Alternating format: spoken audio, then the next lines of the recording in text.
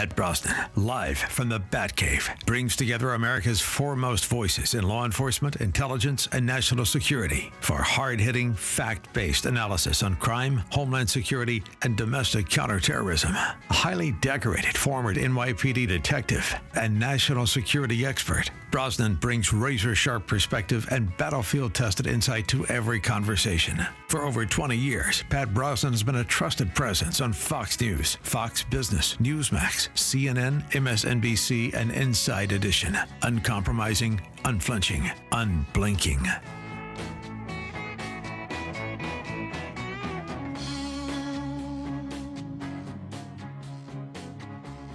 Oh, good morning, folks. Good morning. Pat Brosnan live from the Batcave.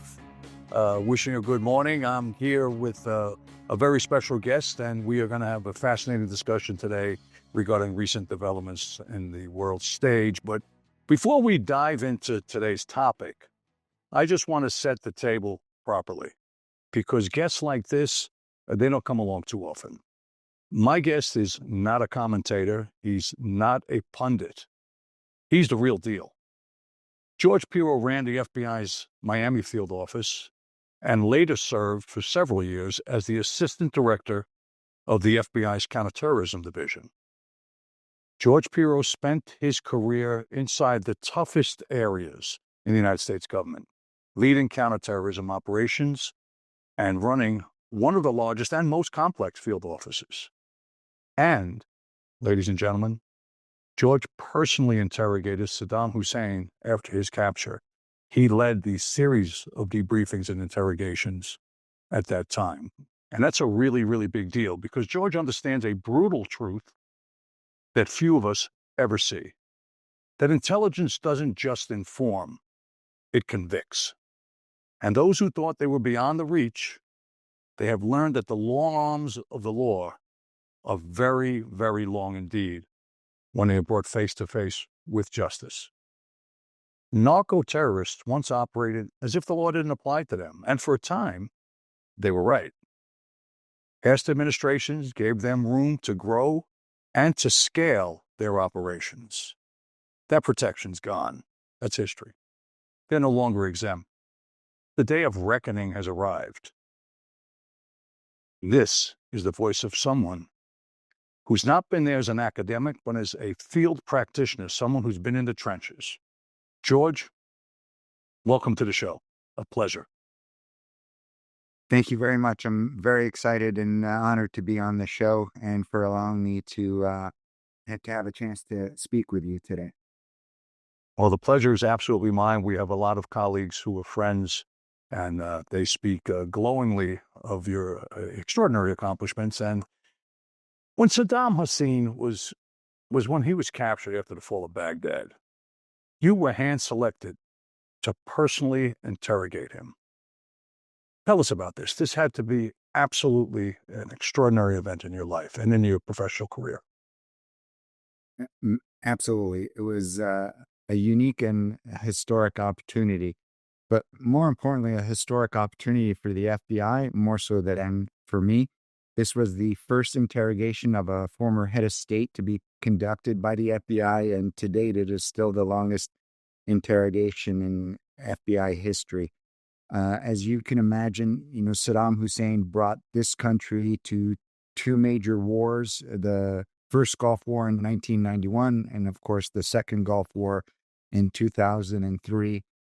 And Saddam is also one of the very few dictators in history to ever use chemical weapons against a civilian population, and probably the only dictator in history to ever use chemical weapons against his own people. So, as you can imagine, this was an extremely unique operation, but also an extremely difficult and challenging one as well.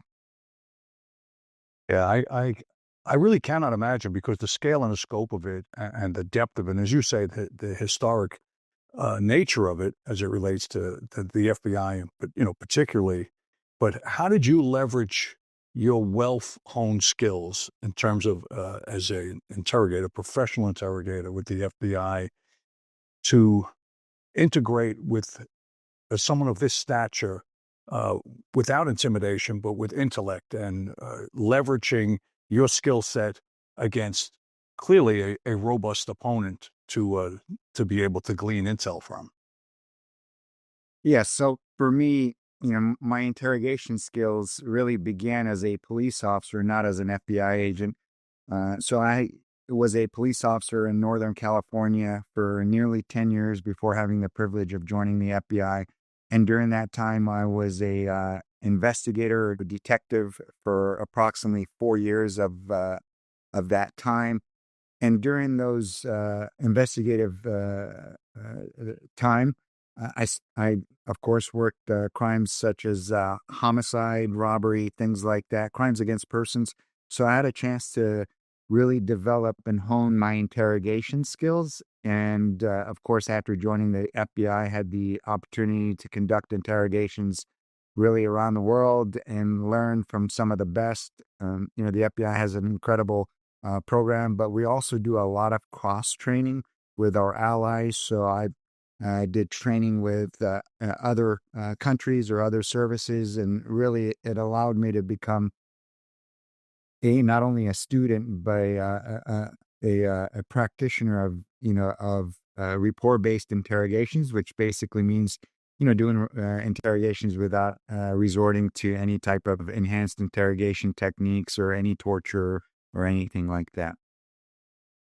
Amazing. It's an amazing story. So you're 10 years in Northern Cal, 4 or 5 of them as a detective, really laid the groundwork and the bedrock for formidable interrogative skills that leverage intellect and reason and rationale and getting inside their head to the extent that they'll share information with you that otherwise would not be to their benefit, which to me was always the heart of interrogative skills, as I was a detective for many years myself in the robbery squad.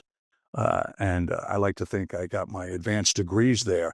But certainly, George, it seems to me that you probably picked up your advanced degrees, of quite a few of them in Northern Cal, and then you went on for your PhD when you integrated it in the federal agencies, and that's a big deal. I mean, it had to be some assignment to be face to face with Saddam and be able to effectively net actual intelligence. It was incredible. And, one of the things I should tell you is I also had less than 5 years in the FBI when I was selected for that assignment Well, or for that operation. So, in the terms of the FBI, I was a very young agent, and to be given such a assignment or responsibility was extremely fortunate and lucky, as I like to say. However, recognizing the magnitude of the operation, you always start every interrogation with an effective plan. And for me, one of the things that I immediately discovered as I was becoming more and more comfortable with interrogations, really the two things that I always wanted to project when I was in that room, whether I was talking to an 18-year-old homicide suspect who's a gang member or a brutal dictator, really the two things that I wanted to project were empathy and competence. And those are the things that really allow you to be able to connect with the person that you're talking to, identify things that are going to allow you to develop that rapport, engage them, create, the environment where they can open up. And then, of course, competence is one of those things. It's hard to lie to someone who's competent, who's confident, who knows what they're talking about. So those were the two things, or the things that I tried to balance within the interview room, especially with Saddam Hussein. well, I got to say it's quite extraordinary, and I concur. In order to gain their confidence and their trust, right, you have to convey empathy and confidence on your side. You know, so very, very extraordinary. And I will say, when it ties together with what's heard here several days ago in New York with Maduro, um, he here is he's indicted in 2020, in March 2020. He's captured in 2026, a few days ago. A federal warrant sat unexecuted basically for almost 6 years. A $50 million reward sat uncollected. And 300 weeks went by without handcuffs. Why? Well, as you can imagine, when your indicted person is a leader of a foreign state, and there are a lot of complexities and challenges in regards to serving that warrant or the indictment. So with Maduro, as you can imagine, there were a lot of political as well as actual national security and operational challenges. Being able to, what was demonstrated a few days ago, the ability to covertly enter a foreign country, capture its leader, and then extract them out without without a loss of life is incredible, and things that generally only happen in movies, not in real life. But here we are. We've demonstrated an incredible capability and skill within our Special Operations Command that should be a very clear message to the rest of the world. Well, it's extraordinary on multiple levels. It's just, when you think about it, say for our listeners and our viewers, when they think about it in terms of that amount of time passing and the extraordinary flood of poison that came in and murdered hundreds of thousands of American children, times clearly would be of the essence. But I understand timing and leverage, precision is everything in execution of something of this stage. But when you look at the New York Times today, they mentioned that it was a modest, and I quote, amount of drugs that were coming in from Venezuela in the context of the global surge. How could they possibly say that when we're talking about metric tons annually? Does that not astonish you, or is the Times ever not astonish you? Well, it's one of the things I've learned over my career is that data can be utilized or presented in a way that serves a particular position or perspective or opinion. So you can take any data and then you can present it. So what you're telling me, what in regards to the New York Times story, the data was presented in a way to kind of support their position or their opinion. And it is not an accurate reflection of, the situation or the threat that we had faced for many years from, illegal drug trafficking that was absolutely affecting our country and then most importantly, our youth. I agree. Listen, that's the ultimate spin, right? That's what the media does. And that's what's been going on forever. But if you look at, if we look at the timeline and just so the listeners can understand, how these things work their way through the criminal justice machinery. We take Noriega, okay, which is, I think, a solid parallel. He was indicted in 88, captured in 89, convicted about 3 years later in mid-92, I believe, and then sentenced to 40 years. So we got Maduro indicted in 20. He's captured Monday. And are we looking at 2029 or 2030 before we finally see justice with this guy? Does it take that long? On the onset, I would say yes. Most likely, this is going to be a long, complex, difficult prosecution, not necessarily from the evidence perspective, just from the timeline and the challenges that will be brought up during the trial. As you know firsthand, as soon as he's appointed an attorney, there'll be many motions that will be raised by the defense. There's significant discovery. All of those things. I'm sure there'll be several motions to suppress, whether it's and then challenge the actual arrest, the extradition, all of those kinds of things. So, that is going to delay the eventual actual trial, which again I anticipate will be also a complex, long trial. So yeah, you're looking at several years, before the conclusion of this prosecution. Yeah, it's going to be a long slog, as they say, but well worth it, I'm certain. Absolutely. And we can only keep fingers crossed that there's a similar sentence. Big confidence that that will be the case, you know. So we're coming up hard against a commercial break. Let's put a pin in it there. This is fantastic. This is Pat Brosnan, live from the Batcave with George Piro, former Assistant Director of Counterterrorism Operations for the FBI. We'll be right back, folks. Stay tuned. In today's world, risk doesn't announce itself. It hides in plain sight. That's where Brosnan Consulting Services comes in. Founded by industry veteran Patrick J. Brosnan, we provide risk advisory and protective intelligence solutions for individuals, corporations, and institutions that can't afford uncertainty. From due diligence and investigative consulting to strategic intelligence and protection planning, we help you see threats before they become problems. When experience matters and discretion is essential, trust Brosnan Consulting Services. Visit BrosnanInvestigative.com to learn more. Good morning, folks. Pat Brosnan back here live from the Batcave, 30 feet underground somewhere in Gotham. I'm here this morning with George Piro, and we're discussing Maduro and the extraordinary events that unfolded this week and are now happening in the Southern District of New York.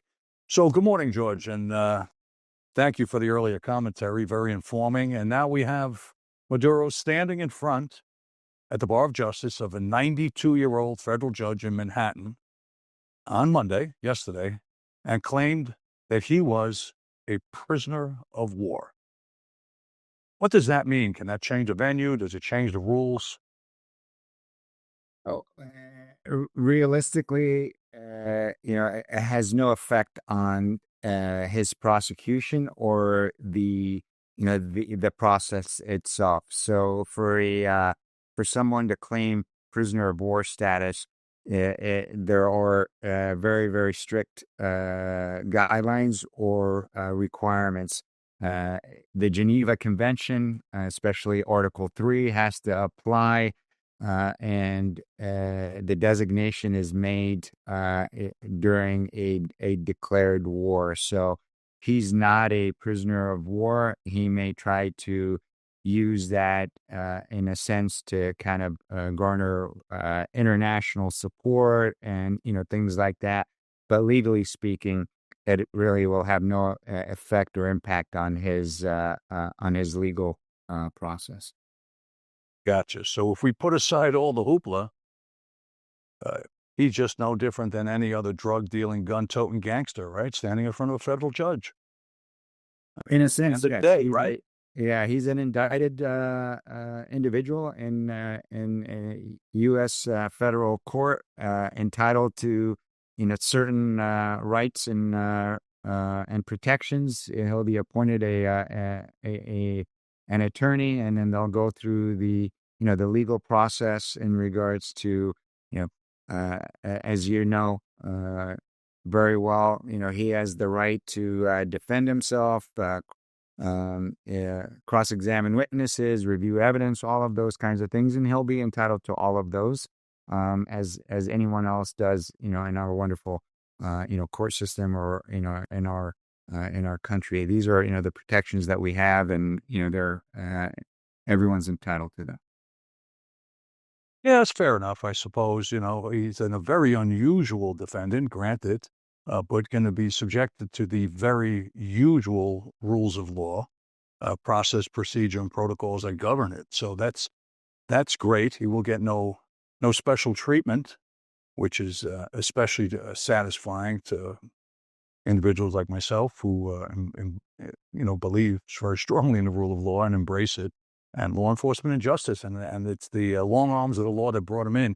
When people hear a capture, George, they see a capture of a sitting dictator. They imagine a Hollywood raid. You see them in movies all the time. What's it really like? I mean, there is some truth to that in regards to the actual military execution. When you talk about our elite forces being able to enter a foreign country, avoid detection, avoid all of the state of the art defenses that they have that they have acquired from some of our adversaries, be able to land on his compound, enter and capture him in his most secure location, and be able to extract him out with no loss of life. There is that that incredible Hollywood aspect to it, Definitely. and it's incredible. But it also illustrates the incredible capability of our U.S. military, especially our most elite forces. No, it certainly does. It's breathtaking in many ways. You see this on movies, and it's just the the precision, the leverage of the timing, the speed is just really breathtaking. And when you look at it in terms of how flawless it appears to be, I mean, I would imagine the planning is consuming for a long time to make sure they got this right. In fact, I have read that they replicated his compound and practiced and trained on the penetration day after day after day. Does that sound accurate to you in terms of perfecting the entry? Oh, absolutely. I'm sure they had incredible intelligence that allowed them to, to build a mock or a replica of his compound, and they would have practiced that or drilled that to the point that they, are able to execute it with such precision that one, there was no loss of life on our side, but also be able to effectively capture, the target and extract without, in the least amount of time. It's fantastic. It really is. I mean, it just makes me so proud. And I was watching earlier, and I saw the president on Fox, and he said, "Listen, our military is the best. Our special forces are the best. Our FBI is the best. Our CIA is the best. And he was given obvious, extraordinary, and well-deserved kudos to the unity of these agencies. He says no one can take us on, and I agree. And it's just such a prideful moment as an American to see that. And the fact is that it was the unification of these different agencies that made this all happen. And I mean, the special forces are extraordinary, FBI extraordinary intelligence gathering, CIA on the ground. But at what point, George, does the gathering of the intel and transform into a law enforcement case? Is it when the probable cause is breached? Where does that occur? So I'll actually tell you, Pat, it doesn't, and what I mean by that, while there's the the evolution from strictly an intelligence operation to a law enforcement operation or function, there is that that process, but the intelligence actually continues. The collection of intelligence, the evaluation, and then the utilization of the intelligence continues from the beginning all the way to the end. So even in law enforcement operations, as you know, there's still a lot of valuable intelligence that's collected that's going to continue to feed that intelligence cycle, as it's called, because in reality, we may be forced to, carry out another operation or have to intervene or, something like that. So the information that's collected, even in the law enforcement portion of, the operation, still brings a lot of intelligence value. So that's one of the unique things about the FBI, because it's really two agencies in one. It's an intelligence agency and a law enforcement agency. And we really draw our information from both roles, which gives us, and then really the United States, a holistic picture And as a result, it allows us to be extremely effective. I couldn't agree more. And if you could just, without any compromise, of course, if you could just explain to the listeners a little bit clearer on how that hybrid nature of the FBI with the intelligence side of the house and the law enforcement side of the house, how they work together into this extraordinary machine that actually combats crime, identifies and combats. Well, absolutely. So, as the FBI's primary mission, it's to protect, the American people and uphold the U.S. Constitution. In that role, our primary mission is to identify threats to our country, to our citizens, whether they're internal or external. When you talk about intelligence operations, for us, we're looking at whether it's designated terrorist organizations or foreign state actors, right? I think everybody recognizes that, countries like Russia, Iran, North Korea, China do represent a national security threat. At a minimum, they want to steal our technology. They want to steal our intelligence, because when you have that kind of information, you have an advantage when you're talking about, on the world stage, and who is the dominant superpower and the ability to influence and affect, whether it's through soft or, strong power.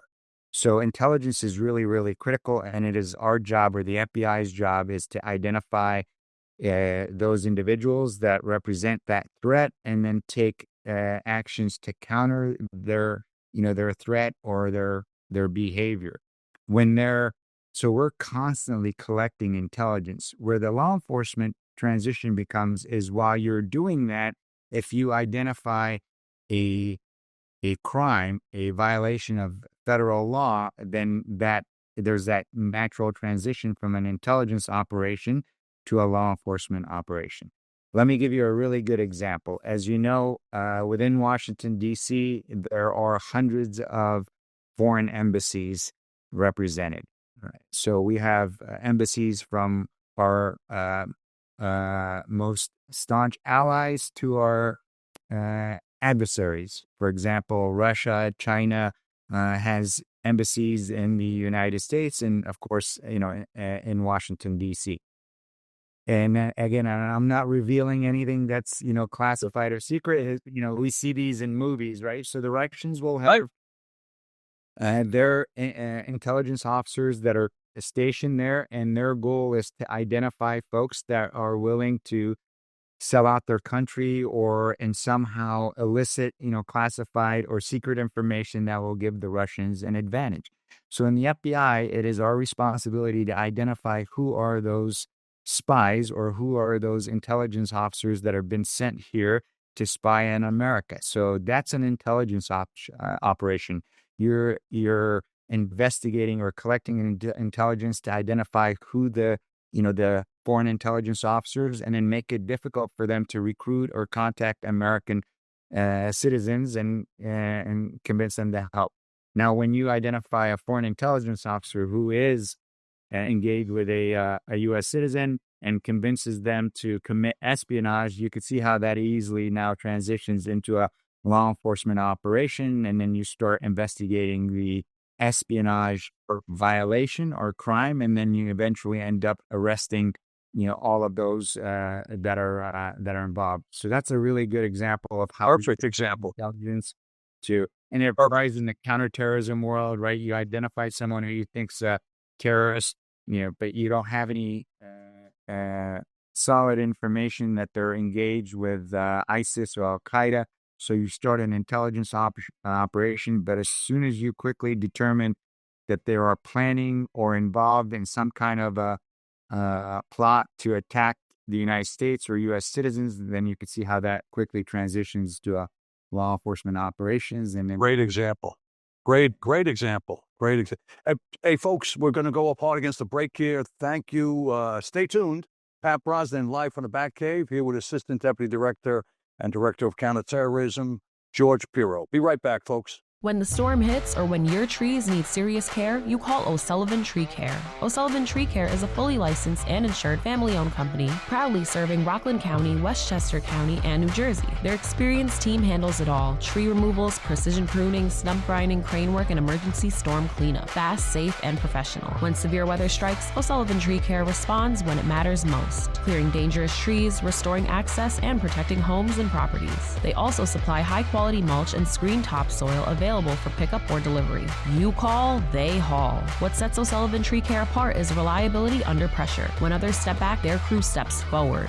Experienced, equipped, and ready to work in the toughest conditions. So whether you're dealing with storm damage, downed trees, or routine property maintenance, make the call to the team you can trust. O'Sullivan Tree Care, 845-359-8733. That's 845-359-8733. O'Sullivan Tree Care, where quality meets reliability and the job gets done right.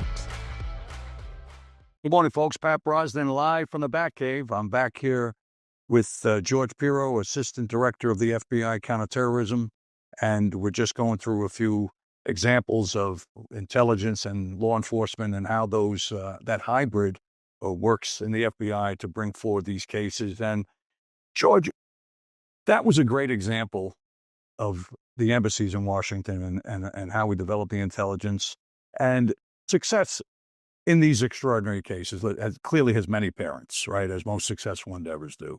How critical would you say would be the development of actual intelligence from snitches, from confidential informants, and the development of cases of this nature and of this type? I would tell you it is the most effective and best source of information intelligence is human intelligence, right? Coming from informants or assets, as some agencies refer to them. It is still the most preferred. It is the most impactful information or intelligence. So human sources and recruiting human sources is really any intelligence agency's top priority and most effective means of figuring out what's going on. I could not agree more. And I got to tell you, I follow very closely all the developments in terms of the facts, known facts surrounding recently thwarted terrorist acts. We saw what happened with Los Angeles early this month, what they had in store at 5 different locations for New Year's Eve, and that extraordinary identification, intervention, and stopping of this bloodshed that was scheduled, this nightmare that was scheduled for New Year's Eve in L.A. How safe are we today? I still believe, we're very, very safe, and we live in the greatest country in the world. However, right, we are a country that values, our rights, our freedoms. We're an open society. As a result, when you have those, there are, some vulnerabilities. But in reality, when you look at the number of cases that are interrupted or plots that are interrupted, and when you think about the number of them, it is still an incredibly low number. And I think that when you compare it to other crimes that we face, the reality is we're still a very, very safe country, and I do give a lot of credit to our intelligence community and then their efforts. No, I do as well, and I agree. It is in the big picture a lower number, but it seems to me that whether it's lone wolves or whether it's organized actors, foreign state actors, that they have us squarely in their crosshairs. Us being American cities, whether it's just New York or Los Angeles, there's so many different examples.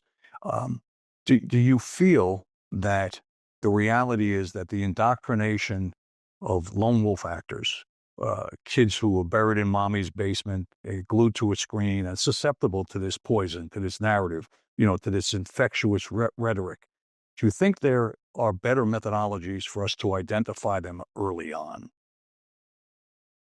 In reality, identifying an individual who is inspired or in any way affected, by the the representation online and the recruitment, things like that. Those are extremely difficult to identify. And again, because you're talking about what is going on in someone's head, what is going on within their, their own thoughts and things like that. One of the efforts that, I was really focused on, because, I spent my entire career working counterterrorism. I should say I was the assistant director of international operations, so I focused on outside the United States, not the counterterrorism division. But anyway, I spent my entire career in counterterrorism, and I really focused on recognizing that the folks that are going to be the most able to identify when someone's going down that path are friends and family, right? They're the ones that are going to notice, a change. In every case that I've ever worked involving, U.S.-based individuals that were either recruited or were inspired, the family saw the change, but they dismissed it or they didn't want to acknowledge it. For the FBI, it's and really for law enforcement in general, it's putting ourselves in a position to be able to not only identify that, but be in a position to intervene before they do go operational. Because it's extremely difficult to, at the end of the day, read someone's mind and what they're planning. And, unless they share that with someone, it's going to be really difficult to identify. Couldn't agree more. I've been saying it for a long time, actually. See something, say something, hear something, say something. Don't be ever concerned that you'll be, reprimanded or otherwise chastened because you sent out a red herring or you sent out misinformation from what you saw. You see something unusual, convey it, socialize it, pick up the phone, because and it's a sad reality. It's a sad economic reality. But if you look at the Saddam brothers, up in Boston, those guys were on the radar for quite a while. They were under surveillance for quite a while. The older brother was the boxer. Yeah. The other clown who's failed 7 subjects in college. But they were under surveillance, if I remember, for north of a year. But they elected not to go operational during that surveillance period. I mean, this is something that absolutely terrifies me to the extent that you never know when they're going to metaphorically and literally pull the trigger. But let's put a pin in it. We're coming up against a hard break. I want to get back to this, though, George, because this is the state of the country, and it is a Herculean task. And you and your brothers have done an amazing job at it and continue to, thank God. So, folks, Pat Brosnan live from the Batcave, going up against a commercial break. We'll be right back. Stay tuned. Good morning, folks. Pat Brosnan back live from the Batcave here with George Piro from the FBI, from the terrorism. And he is here. We're discussing, the difficulty of not just identifying through actionable human intelligence and other sources and methodologies who the bad guys are, who were the lone wolves, who have been indoctrinated and poisoned by the rhetoric. And I often feel, George, poisoned by the rhetoric of the equivalent of headhunters who troll these dark chat rooms, who troll these different corners of the internet looking for individuals who are susceptible and who buy into this narrative. I mean, how do we defeat against that? Is there a way, perhaps, to manage the tsunami of posts, say, across the internet? And how do we separate the wheat from the chaff with more precision? Although right now we are doing a great job looking back at Los Angeles, but as we sit here, there's probably multiple plots, metastasizing in different corners of America, in my opinion. What can we do better? Well, I mean, the question you're posing, Pat, from a law enforcement perspective, absolutely. We need to continue to be as aggressive as we possibly can, understanding our communities, having a good intelligence-based sources, and then as well as having the community support and engagement. But for me, this is a much, a bigger problem than strictly a law enforcement problem. Because when you look at the individuals that are, as you mentioned, susceptible to, to the online recruitment or the, becoming inspired, they're struggling with other issues, whether it's social, economic, things like that, that is making them vulnerable, that I think we need to also try to address to enhance or increase our effectiveness in countering this, this threat. It can't be solely a law enforcement problem. It has to be a much, broader approach. Because again, you take any domestic plot that's either been carried out or that was thwarted by the FBI, and you look at the individuals, you'll identify certain factors that made them susceptible, whether it's mental health, social problems, economic problems, a rejection, all of these things that made them vulnerable and made them ideal targets for whether it's, a foreign terrorist organization, a domestic one, or just,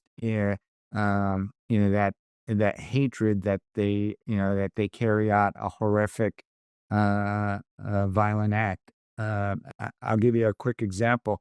The individual that carried out the Fort Lauderdale airport mass shooting. That individual.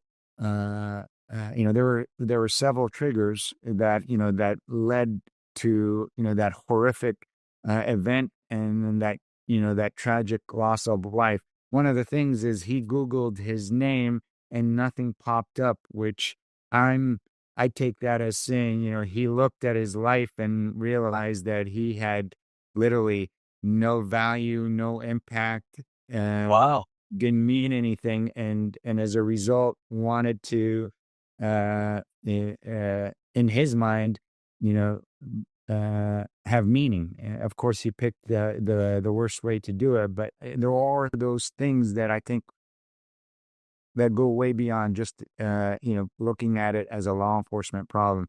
Because for me, the challenge is and while our society, our people, the American people expect the FBI to be 100% accurate or perfect, right? But as you know, no one's perfect, right? Even if we're correct 9 out of 10, that means one time we failed, and as a result, I mean that's an unacceptable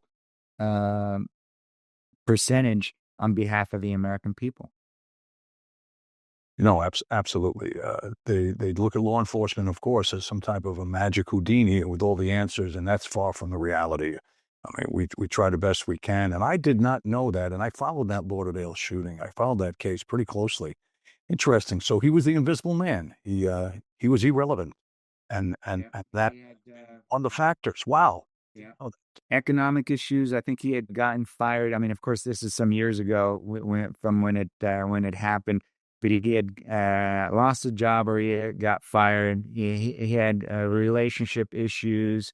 I think he was in a broken up relationship. There are all of these factors, and also when you're having emotional or mental health issues, and you pack all of those on, it makes you extremely vulnerable, susceptible to a violent message, and as a result, we find ourselves dealing with these individuals that all of a sudden become a significant threat.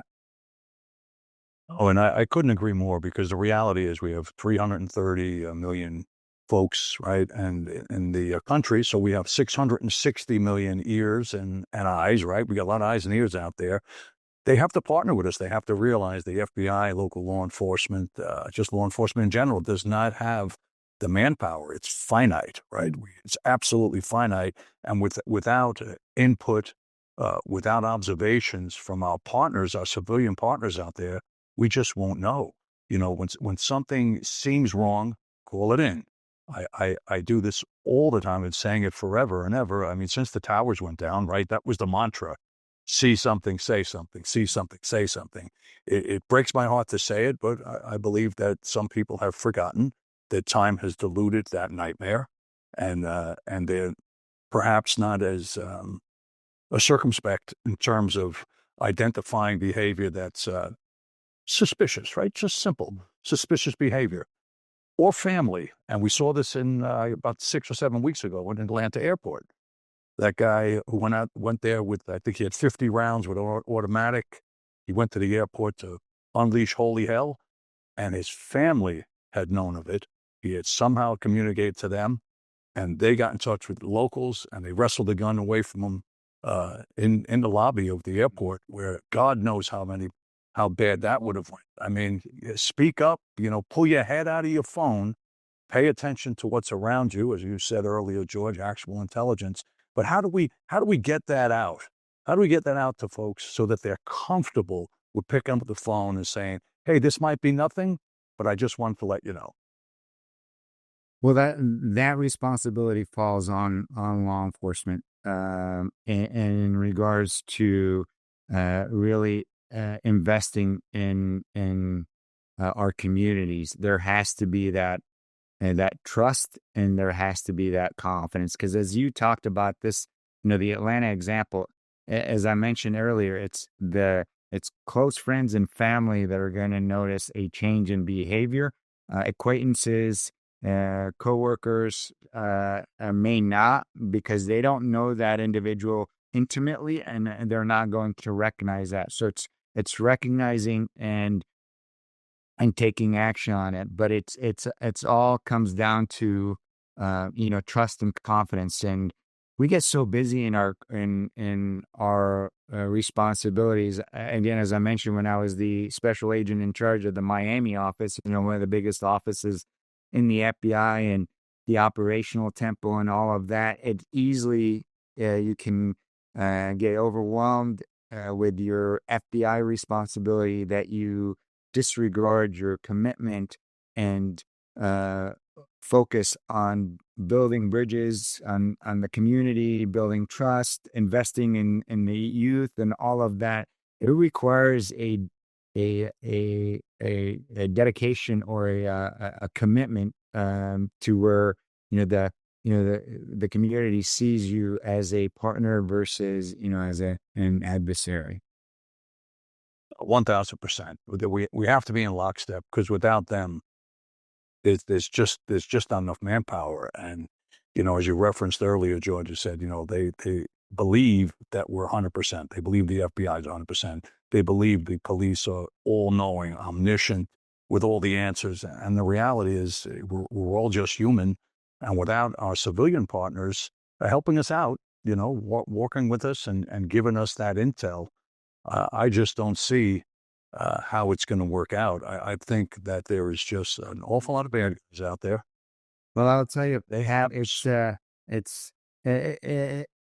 very transferable. And now that I'm retired and involved in leadership coaching and training, one of the things I tell leaders is, and especially if you have a big organization, most of the time employees don't see the CEO or the big boss unless something went wrong or they're in trouble. So just like with the community, they don't see the law enforcement except something went wrong, or so it's imperative that whether it's law enforcement or the CEO, you've got to create all of those positive engagements and interactions, whether it's with your workforce or with your community, so that they don't only associate you with something negative. Absolutely. It's a big job, and that's why the folks in law enforcement cast a big shadow, because the reality is that's why we signed up for. No one ever got overpaid in it, as we know. We're both retired from it, but the hope does spring eternal. What can I say? George, thank you. This has been amazing. Really appreciate it. I salute you.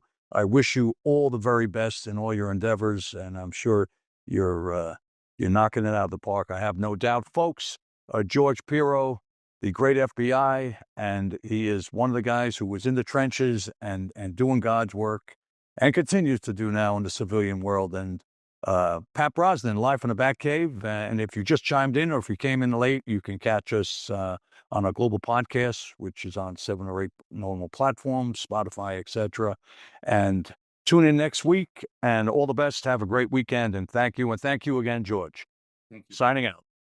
Very welcome. Is your organization prepared for today's technology and security challenges? At CMS Technology Partners, we deliver customized, best-of-breed solutions that protect your people, your property, and your peace of mind. From AI camera vision and real-time threat detection to advanced mobile weapon screening and X-ray imaging systems, we help you stay ahead of evolving threats without replacing your entire system. Plus, our expert team builds secure, scalable IT infrastructure, network and cloud solutions designed to fit your exact needs. With over 20 years of experience, CMS Technology Partners brings the technology, service, and support your business deserves. Visit callcms.com to see how we can strengthen your security and tech, so you can focus on what matters most.